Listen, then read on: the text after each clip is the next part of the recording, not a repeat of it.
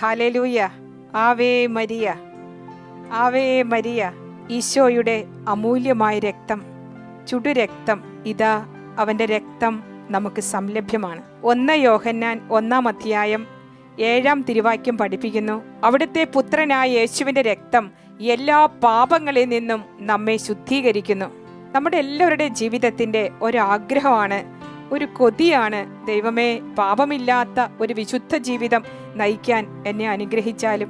എൻ്റെ ഈശോയെ, കഴിഞ്ഞകാല പാപങ്ങൾക്കെല്ലാം ഞാൻ ചെയ്തു കൂട്ടി, അറിയാതെ അറിഞ്ഞൊക്കെ ഞാൻ മനഃപൂർവ്വം ചെയ്തു കൂട്ടിയ പാപങ്ങൾക്കൊക്കെ ഒരു പരിഹാരമുണ്ടായിരുന്നെങ്കിൽ നമുക്ക് കൊതിക്കാറുണ്ട്.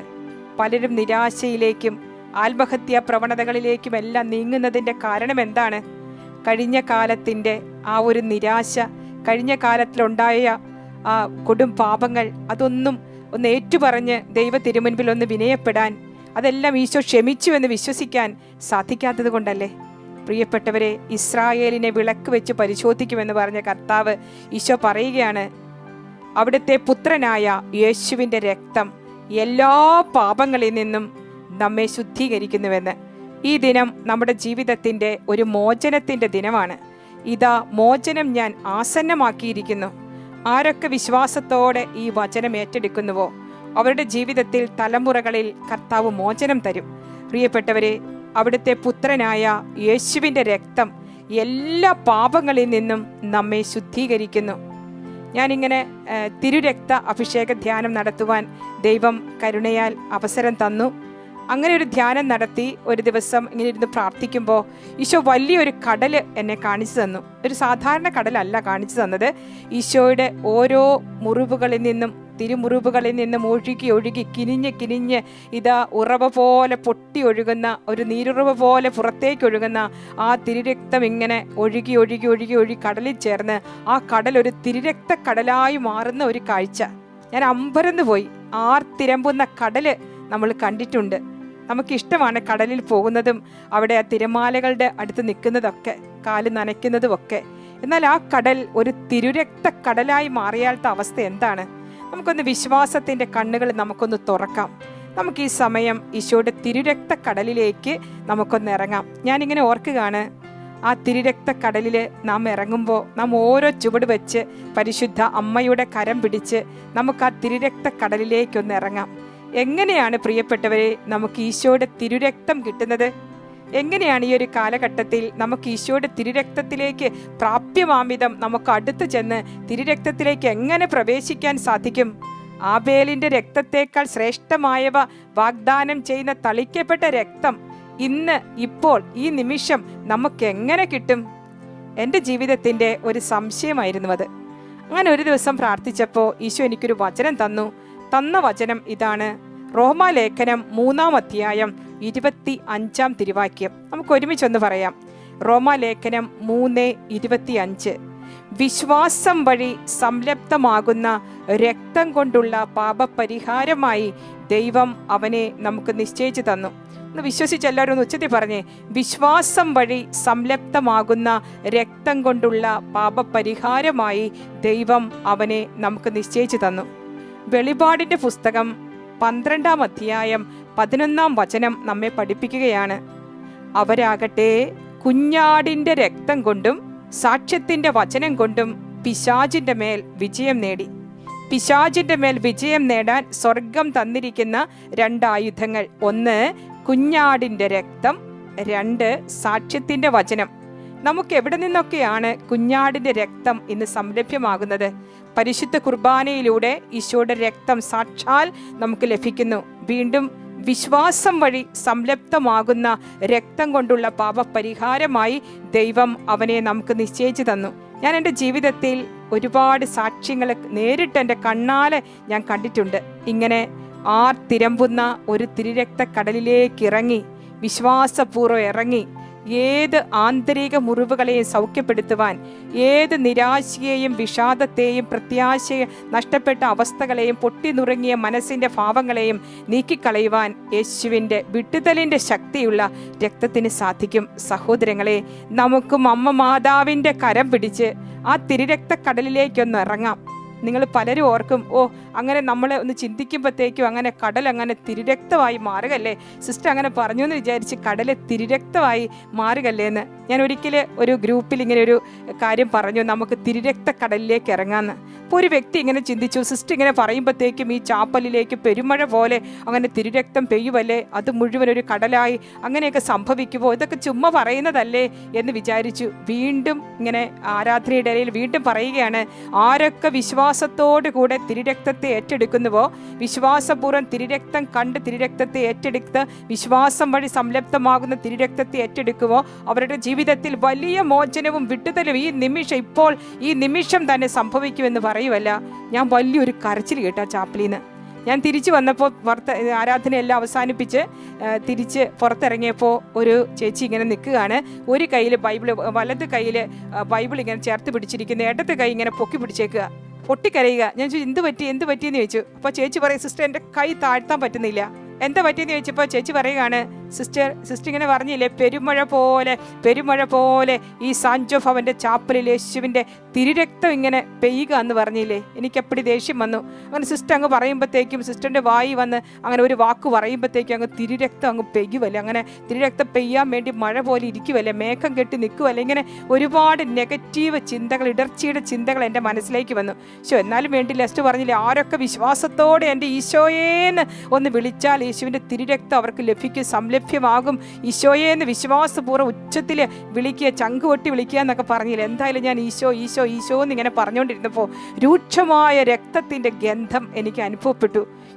ഇതെന്താന്ന് വിചാരിച്ച് വീണ്ടും ഇങ്ങനെ ആരാധനയുടെ സമയത്ത് ഈശോയുടെ തിരുരക്തമേ എന്നിൽ ഭരണം നടത്തണമേ, കാൽക്കരങ്ങളിൽ നിന്ന് ഒഴുകി പൊട്ടി വീണ തിരുരക്തമേ എന്നിൽ പ്രവർത്തന നിരതമാകണേ, കർത്താവേ കൽത്തളം നനച്ച തിരുരക്തമേ എന്നെ ഏറ്റെടുക്കണമേ എന്നൊക്കെ പറഞ്ഞിങ്ങനെ പ്രാർത്ഥിച്ചപ്പോൾ ഞാനും പ്രാർത്ഥിച്ചു, എൻ്റെ ഈശോയെ നിന്റെ തിരുരക്തം ഈ നിമിഷം എൻ്റെ മനസ്സിലേക്കൊന്ന് കടന്നു വന്ന് എൻ്റെ നിരാശകളെയൊക്കെ ഒന്ന് തൊടണേന്ന് പറഞ്ഞ് ഞാൻ വിശ്വാസപൂർവ്വം ഇങ്ങനെ കൈ ഉയർത്തിയപ്പോൾ സിസ്റ്റർ ശരിക്കും എൻ്റെ കയ്യിലേക്ക് ഒരു 2 കിലോ വെയിറ്റെങ്കിലും കാണും. എനിക്കൊരു ക്ലിക്ക് ഇങ്ങനെ ഒരു സ്വരം കേൾക്കാൻ പറ്റി. ശരിക്കും എൻ്റെ ചെവിയിൽ ഞാൻ കേട്ടു, സിസ്റ്റർ ആ നിമിഷം മുതൽ കൈക്ക് ഭയങ്കര ഭാരം. എത്ര നോക്കിയിട്ട് ഞാൻ പല പ്രാവശ്യം പരിശ്രമിച്ചിട്ടും എൻ്റെ കൈ ഇങ്ങനെ താഴ്ത്തിക്കൊണ്ടുവരാൻ പറ്റിയിട്ടില്ല. 2 കിലോ ഭാരം ഇങ്ങനെ ഈ കൊച്ചു കയ്യിൽ ഇങ്ങനെ ഇരിക്കുകയാണ്. സിസ്റ്റർ സോറി, ഞാൻ അവിശ്വാസത്തിൻ്റെ ഒരു വാക്ക്, അവിശ്വാസത്തിൻ്റെ ചിന്ത എൻ്റെ ദുർബല മനസ്സിലും എൻ്റെ ബുദ്ധിയിലൊക്കെ ഇങ്ങനെ കെട്ടിക്കിടക്കുകയായിരുന്നു. സോറി എന്ന് പറഞ്ഞാൽ സിസ്റ്റർ പറഞ്ഞത് ഞാനിങ്ങനെ മനസ്സിലോർക്കുകയാണ്. സഹോദരങ്ങളെ, ഞാൻ ഇന്ന് ഈ ശുശ്രൂഷയിൽ നിങ്ങളെ ഒരു തിരുരക്തക്കടലിലേക്ക് ഇറക്കുകയാണ്. ഞാൻ എല്ലാവർക്കും വേണ്ടിയല്ല ഈ ശുശ്രൂഷ നടത്തുക. നിങ്ങൾ ആര് വിശ്വസിക്കുന്നുവോ, വിശ്വസിക്കുന്നവൻ എല്ലാ കാര്യങ്ങളും സാധിക്കും. ഞങ്ങൾ നയിക്കപ്പെടുന്നത് കാഴ്ചയാലല്ല വിശ്വാസത്താലാണ്. 2 കൊരിന്തോസ് 5:7. ഞങ്ങൾ നയിക്കപ്പെടുന്നത് കാഴ്ചയാലല്ല വിശ്വാസത്താലാണ്. ആകയാൽ വിശ്വാസമുള്ളവർ ഇപ്പോൾ യേശുവിൻ്റെ തിരുരക്തക്കടലിലേക്കൊന്ന് പരിശുദ്ധ അമ്മയോട് ചേർന്ന് ചുവട് വയ്ക്കുക. ആർത്തിരമ്പുന്ന ആ തിരുരക്തക്കടലിലേക്ക് നമുക്കൊന്ന് ഇറങ്ങാം. അവിടെ ഇരുന്ന് നമുക്കൊരു 5 വചനം ഞാൻ നിങ്ങളെ ഇപ്പോൾ പഠിപ്പിക്കും. ആ 5 വചനം ഉച്ചത്തിൽ നമ്മൾ പ്രഖ്യാപിക്കുകയാണ്. എന്താണ് ദൈവവചനം പ്രഖ്യാപിച്ചാൽ നമുക്ക് കിട്ടുന്നത്? നമുക്കറിയാം, ഓരോ വചനത്തിൻ്റെ ഉള്ളിലും ആത്മാവും ജീവനും നിറഞ്ഞു നിൽക്കുന്നു. രക്തത്തിലാണ് ജീവൻ. ലേവ്യരുടെ പുസ്തകം 17:11 വചനം പഠിപ്പിക്കുന്നു, രക്തത്തിലാണ് ജീവൻ. ആകയാൽ നമുക്ക് ഈ സമയം ജീവന്റെ വചനം തിരുരക്തക്കടലിലിരുന്ന് ഉച്ചത്തിൽ നമ്മൾ പ്രഖ്യാപിക്കാൻ പോവുക. 5 വചനങ്ങൾ സിസ്റ്റർ പറയും. 5 വചനങ്ങളും നിങ്ങൾ എഴുതിയെടുക്കണം. ഇപ്പോൾ മാത്രമല്ല, നിങ്ങളുടെ ഏത് പ്രതിസന്ധിയിലും, ഒരു പ്രതിസന്ധി വരുമ്പോൾ ആദ്യം പോയി മൊബൈൽ ഫോൺ ഓൺ ചെയ്ത് അതിൻ്റെ അകത്ത് വീഡിയോസ് കണ്ട് നിങ്ങളുടെ നിരാശയെ മാറ്റാൻ ആരും പരിശ്രമിക്കരുത്. നിങ്ങൾക്കൊരു നിരാശ വന്നു, പ്രതിസന്ധി ജീവിതത്തിൽ വന്നു, ഉടനെ ഒരു തിരുരക്തക്കടലിലേക്ക് നിങ്ങളിത് ഭാവനയിൽ കാണുക. പ്രിയപ്പെട്ടവരെ, ഭാവന യാഥാർത്ഥ്യമാക്കി തീർക്കുവാൻ ദൈവത്തിന് സാധിക്കും. ദരിദ്രനെ സമ്പന്നനാക്കാൻ ദൈവത്തിന് സാധിക്കും. ഉത്തമഗീതത്തിന്റെ പുസ്തകം 6-ാം അധ്യായം 12-ാം തിരുവാക്യത്തിൽ ഉത്തമഗീതത്തിലെ മണവാട്ടി പറയുകയാണ്, ഞാൻ അറിയാതെ തന്നെ എൻ്റെ ഭാവന എന്നെ രഥത്തിൽ ആത്മനാഥന്റെ അരികത്തിരുത്തി. യെസ്, ഞാൻ അറിയാതെ തന്നെ എൻ്റെ ഭാവന എന്നെ രഥത്തിൽ ആത്മനാഥന്റെ അരികത്തിരുത്തി. ആരൊക്കെ ഭാവന കണ്ട് യേശുവിന്റെ തിരുരക്തക്കടലിലേക്ക് ഇപ്പോൾ ഇറങ്ങുന്നുവോ അവിടെ ദൈവകരം ചലിക്കുകയാണ്. നിങ്ങൾ രോഗികളായിരിക്കാം, അത് ഏതെങ്കിലും തരത്തിലുള്ള മാനസിക അസ്വസ്ഥതകളിലൂടെ കടന്നു പോകുന്നവരായിരിക്കാം. ആരെങ്കിലുമൊക്കെ വഴക്ക് കൂടി നമ്മുടെ മനസ്സിനെ ഇങ്ങനെ വ്രണപ്പെടുത്തിയിട്ടുണ്ടായിരിക്കാം. ഏത് വ്രണിത മാനസരെയും സൗഖ്യപ്പെടുത്തുവാനുള്ള ഔഷധം യേശുവിൻ്റെ തിരുരക്ത കടലാണ്. പ്രിയപ്പെട്ടവരെ, നമുക്കിറങ്ങാം. യേശുവിൻ്റെ 5 തിരുമുറിവുകളിൽ നിന്ന് പൊട്ടി ഒഴുകി ആ തിരുമുറിവുകളിലൂടെ ഒഴുകി അരുവിയായി സമുദ്രത്തിൽ ചെന്ന് ചേർന്ന് ലയിച്ച് ആ തിരുരക്ത കടലിലേക്ക് നമുക്കിപ്പോൾ ഇറങ്ങാം. പ്രിയപ്പെട്ടവരെ, സമുദ്ര സമാനമായ യേശുവിൻ്റെ അമൂല്യമായ തിരുരക്തമേ എന്ന് പറഞ്ഞ് തിരുരക്ത ലുത്തിനിയായിൽ നാം പ്രാർത്ഥിക്കുന്നുണ്ട്. സമുദ്ര സമാനമായി മാറിയിരിക്കുന്ന ആ തിരുരക്ത കടൽ, ആ കട്ടച്ചോരയിൽ നമുക്ക് ഈ സമയം ഒന്ന് ഇരിക്കാം. നിങ്ങൾക്ക് എവിടെയാണ് പ്രതിസന്ധി? നാസാരന്ധ്രങ്ങളിലൂടെ അവൻ്റെ തിരുരക്തം നിങ്ങളുടെ ഉള്ളിലേക്ക് പ്രവഹിക്കട്ടെ. നമ്മുടെ നാഡീ ഞരമ്പുകളും രക്തധമനികളും ജീവകോശങ്ങളും ബലപ്പെടട്ടെ. എവിടെയാണോ വേദന, പ്രതിസന്ധി, അവൻ്റെ മുറിവിനാൽ നിങ്ങൾ സൗഖ്യമാക്കപ്പെട്ടിരിക്കുന്നു. യെശയ്യാ പ്രവചനം 3-ാം അധ്യായം 5-ാം വചനം, അവൻ്റെ മുറിവിനാൽ നിങ്ങൾ സൗഖ്യമാക്കപ്പെട്ടിരിക്കുന്നു. യഥാർത്ഥത്തിൽ നമ്മുടെ രോഗങ്ങളും ഭാരങ്ങളുമാണ് അവൻ ചുമന്ന് ആ കാൽവരി കയറിയത്. പ്രിയപ്പെട്ടവരെ, ഇത് വിശ്വാസപൂർവ്വം നമ്മൾ ഏറ്റുപറഞ്ഞ് പ്രഖ്യാപിക്കുമ്പോൾ ദൈവകരുണ ഒഴുക്കപ്പെടും. ആകയാൽ വിശ്വാസം വഴി സംലപ്തമാകുന്ന രക്തം കൊണ്ടുള്ള പാപപരിഹാരമായി ദൈവം അവനെ നമുക്ക് നിശ്ചയിച്ചു തന്നു. നമുക്കിറങ്ങാം. നമുക്കൊരു തിരുരക്ത കടലിലായിരിക്കാം. ആകയാൽ ഞാനിപ്പോൾ ഒരു 5 വചനം ഞാൻ നിങ്ങൾക്ക് പറഞ്ഞു തരുന്നു. സാധിക്കുന്നവരൊക്കെ ആ വചനം ഒന്ന് എഴുതിയെടുക്കുക. ഒരു തിരുരക്ത കടലിലിരുന്ന്, ഈശോയുടെ തിരുഹൃദയ രൂപത്തിൻ്റെ മുമ്പിൽ ഇരുന്ന് നിങ്ങൾ അവിടെ ഇങ്ങനെ ഭാവനയിൽ കണ്ട് നിങ്ങൾ അവിടെ ഇരുന്ന് ഈ വചനം അങ്ങ് പ്രഖ്യാപിച്ചുകൊണ്ടിരിക്കുക. വേറെ ഒരു പ്രവൃത്തിയും ചെയ്യേണ്ട. ആത്മാർത്ഥതയോടെ ഈ വചനം വിശ്വാസപൂർവ്വം പ്രഖ്യാപിക്കുക. വചനം പറയുന്നു, അവിടുത്തെ പുത്രനായ യേശുവിൻ്റെ രക്തം സകല പാപങ്ങളിൽ നിന്നും നമ്മെ ശുദ്ധീകരിക്കുന്നു.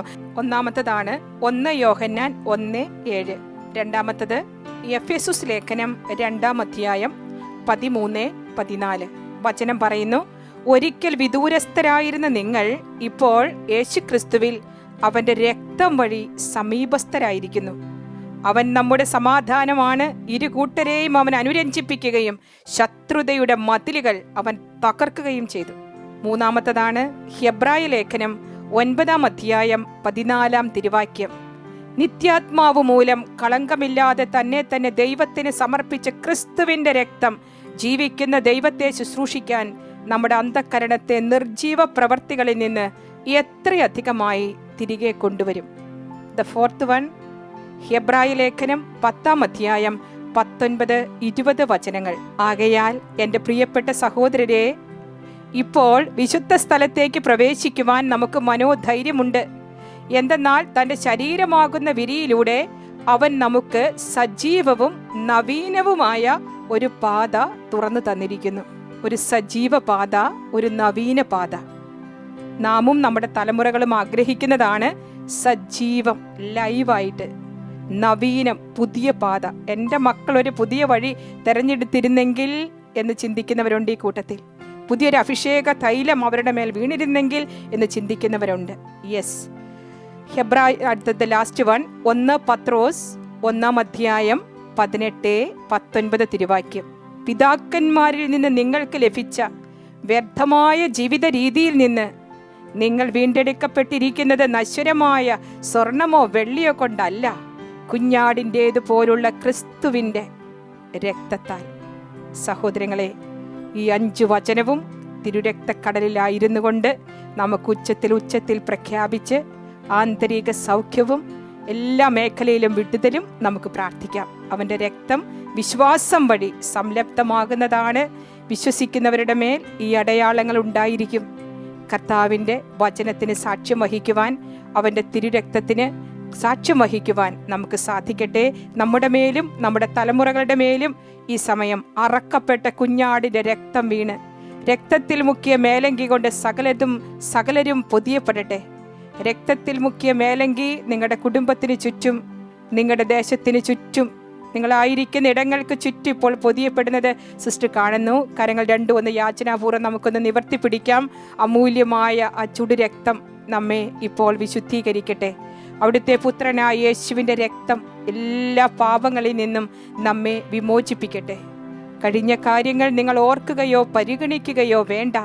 ഇതാ ഞാനൊരു പുതിയ കാര്യം ചെയ്യുന്നു, അത് മുളയെടുക്കുന്നത് നിങ്ങൾ അറിയുന്നില്ലേ? ഇതാ പുതിയൊരു കാര്യം എൻ്റെ വീട്ടിൽ, എൻ്റെ ജീവിതത്തിൽ, എൻ്റെ മക്കളിൽ മുളയെടുക്കുകയാണ്. തീർന്നുപോയി എന്ന് കരുതിയ ജീവിതങ്ങൾ മുളയെടുത്തത് മരുഭൂയാത്രയ്ക്കിടയിലാണ്. സഹോദരങ്ങളെ, തീർന്നുപോയി, അവസാനിച്ചു, ഇനിയൊരു ഉയർപ്പില്ല, ഇനി ഒരിക്കലും ഒരു സന്തോഷമില്ല എന്നൊക്കെ ചിന്തിച്ച് മ്ലാനവദനരായിരിക്കുന്ന എൻ്റെ പ്രിയ സഹോദരങ്ങളെ, ഈ സമയം അവിടുത്തെ പുത്രനായ യേശുവിൻ്റെ രക്തം ഒരു കോട്ടയ്ക്കുള്ളിൽ എന്നതുപോലെ, ഒരു വലിയ മതിലിനുള്ളിൽ എന്നതുപോലെ നമ്മെ ഓരോരുത്തരെയും ഇപ്പോൾ കാത്തു സൂക്ഷിക്കുകയാണ്. യേശുവിൻ്റെ തിരുരക്തത്തിൻ്റെ മറവിലേക്ക് നമുക്ക് ചേർന്ന് വരാം. അവൻ്റെ രക്തം നമ്മെ പൊതിയട്ടെ, രക്തം നമ്മെ ഓരോരുത്തരെയും ആശീർവദിക്കട്ടെ.